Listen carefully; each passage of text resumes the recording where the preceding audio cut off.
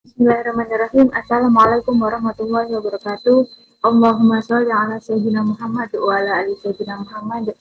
Teman-teman mahasiswa yang dirahmati oleh Allah, baik pada pertemuan ketiga ini kita akan mempelajari tentang Baitul Mal wa Tamwil atau BMT. Jadi BMT itu terdiri dari dua istilah, yaitu Baitul Mal dan Baitul Tamwil.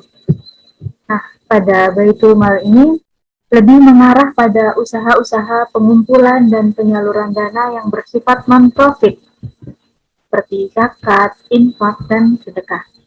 Sedangkan kalau Baitul Tamwil ini mengarah pada sebagai usaha pengumpulan dan penyaluran dana yang bersifat komersial. Kemudian pada BMT ini memiliki pangsa pasar tersendiri, yaitu masyarakat kecil yang tidak terjangkau layanan perbankan, serta pelaku usaha kecil. Lembaga ini didirikan dengan maksud untuk memfasilitasi masyarakat bawah yang tidak terjangkau oleh layanan bank Islam.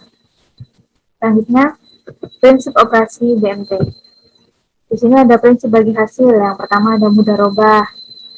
Ini dibahas ya, ada mudharabah muqayyadah dan mudharabah muqayyadah. Kemudian musyarakah. Musyarakah juga ada 4 macamnya. Di pertemuan sebelumnya sudah pernah kita bahas. Kemudian ini ada namanya muzaraah. Nah, muzaraah ini kerjasama pengelolaan pertanian antara pemilik lahan dengan penggarap. Pemilik lahan ini menyediakan lahan kepada penggarap untuk ditanami produk pertanian dengan imbalan tertentu dari hasil panen. Kemudian ada yang namanya musyakoh. Nah, musyakoh ini masih termasuk dalam kegiatan muzaraah ya, yaitu penggarapnya hanya bertanggung jawab atas penyiraman dan pemeliharaan dengan menggunakan dana dan peralatan mereka sendiri. Kemudian ada jual beli. Nah, ini jual beli ada murabahah, berarti si penjual itu menyebutkan berapa keuntungan dan berapa modalnya. Kemudian ada salam. Salam ini berarti jual beli yang pembayarannya di awal. Kemudian ada istisna. Istisna ini jual beli di mana pembayarannya bisa di awal, di tengah, atau di akhir. Kemudian ada bai besaman ajil. Bai besaman ajil ini merupakan suatu perjanjian pembiayaan yang disepakati antara BMT dengan anggotanya, di mana BMT ini menyediakan dana investasi atau berupa pembelian barang modal dan usaha anggota-anggotanya, yang kemudian itu proses pembayarannya itu dilakukan secara mencicil atau angsuran.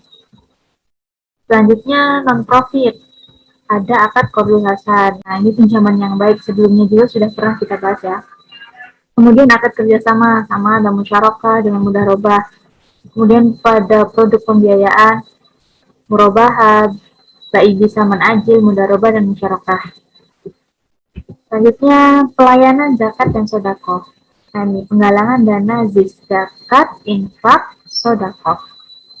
Di sini ada JIS masyarakat ya, zakat, infak, sodako masyarakat. Kemudian ada BAJIS, Badan Amil Zakat, Infak, dan Sodako. Ini BAJIS ini lewat kerjasama antara BMT dengan lembaga Badan Amil Zakat, Infak, dan Sodako. Kemudian dana penyaluran dana JIS. Ada dalam hal ini digunakan untuk pemberian pembiayaan yang sifatnya hanya membantu. Contohnya beasiswa, pemberian beasiswa bagi peserta yang berprestasi atau kurang mampu. Kemudian pengobatan, membantu masyarakat yang perlu pengobatan. Nah, ini yang terakhir, silahkan teman-teman kerjakan. Bagaimana perkembangan BMT di Indonesia?